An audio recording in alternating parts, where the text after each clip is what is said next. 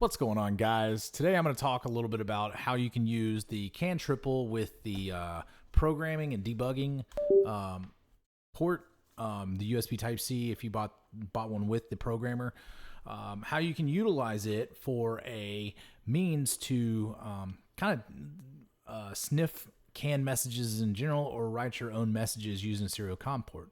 We're going to go through that today. I'm hooked up. Power. I've got all three CAN buses attached to my my bench over here, and I've hooked up the USB Type C. I'll go ahead and download the code zip file.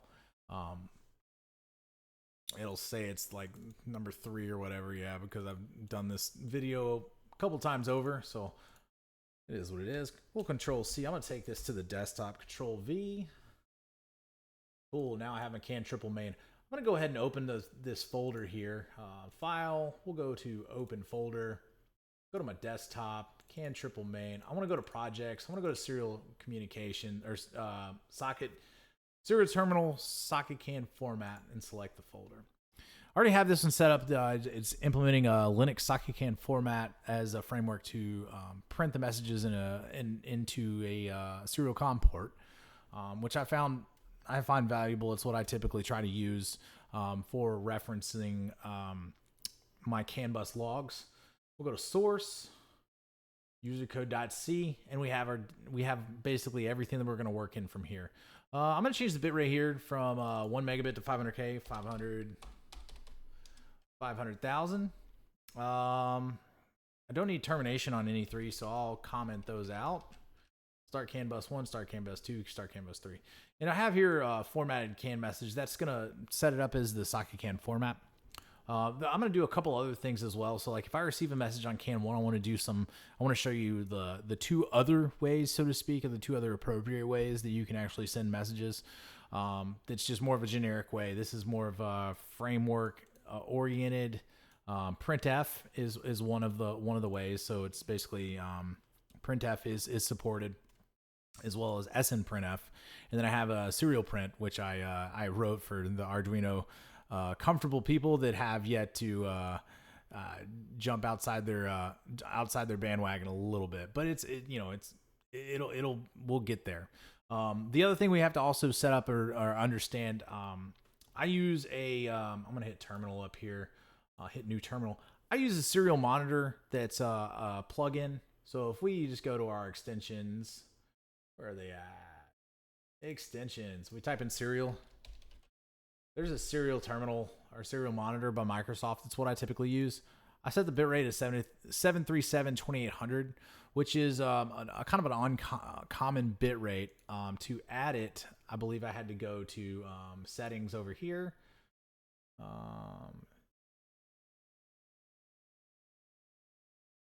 Extension settings right there. Add items 921.6, 737 2800. Those are higher bit rates that aren't quite too common. So I had to implement those in order to basically run at the highest frequency that I could, so I can do things fast.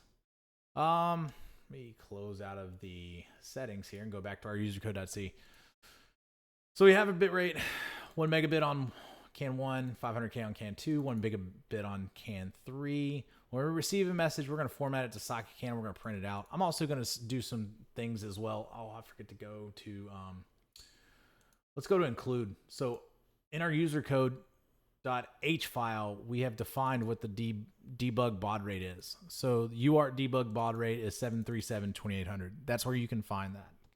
I didn't want anybody to get lost on how I came up with 737 2800 or where I defined it. So it is in the usercode.h file under the includes.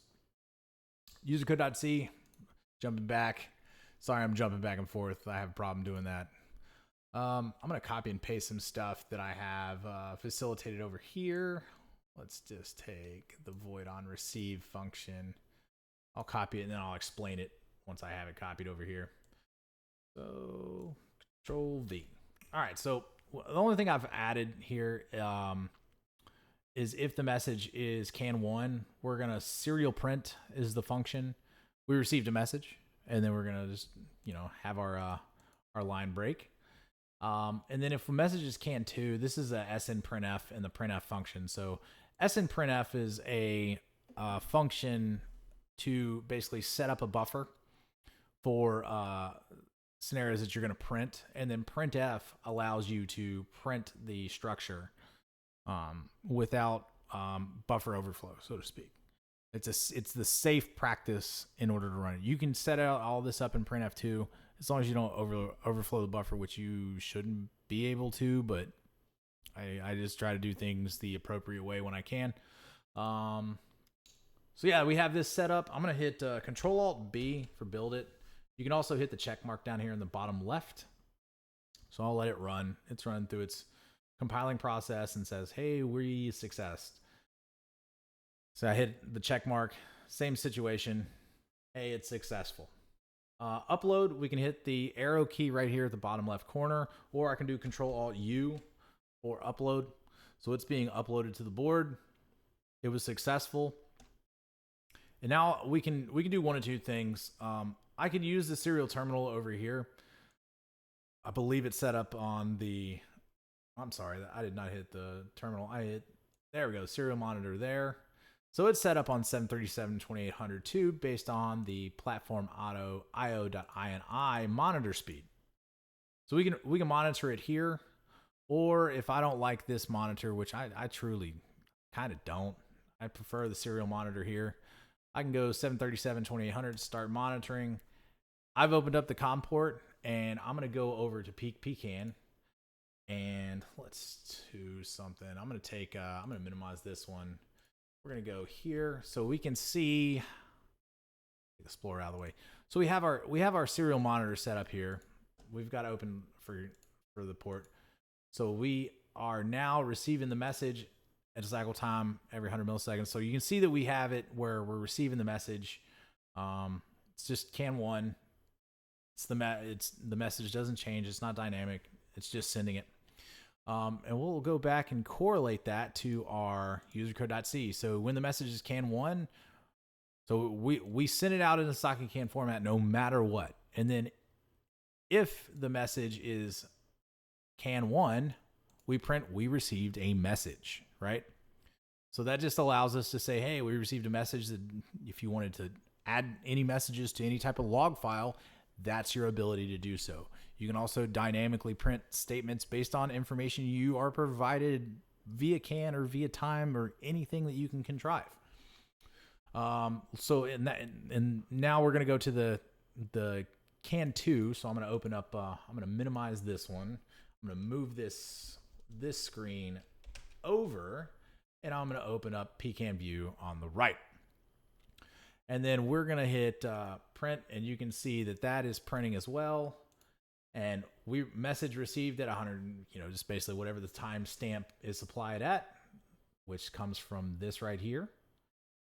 And we also have our message coming in socket can format. So this gives you essentially 3 options for how you want to print messages. If you just want to write a statement, you can use serial print it out, you're good to go. Printf and snprintf are my preferences and recommendations. It's getting an understanding of them is a little confusing at first, but essentially they're 3 steps. Step 1 is define a char buffer. Step 2 is set up your snprintf buffer, and then printf prints the buffer. And there's plenty of resources out there for understanding how to set up and append and add more stuff to a char buffer as well. So you can stack a bunch of data and then just print it all out at once if you want to.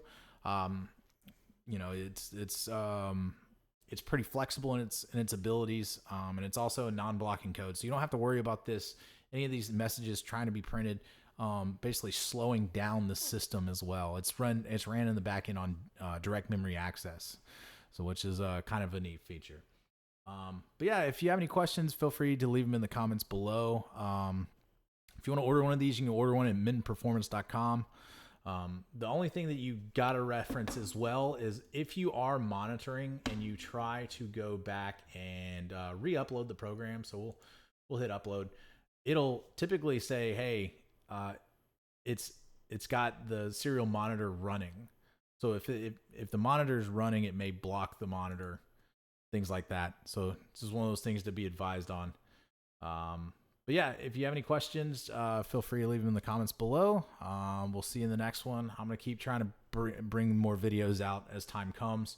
One of the big ones that I'm going to try to implement is explaining how to read messages in and take that information and correlate it into an actual value, and then how we can print that value out on another network in some different manner or format. So if we have, let's say, a throttle position that's 0 to 1,000 because it's a 0.1, 0.1% accuracy, but we need that information supplied at 0 to, let's say, 5,000 because of the way our CAN device is being scaled. We're gonna be jumping into that in our next video. So stay tuned, and we'll see you in the next one.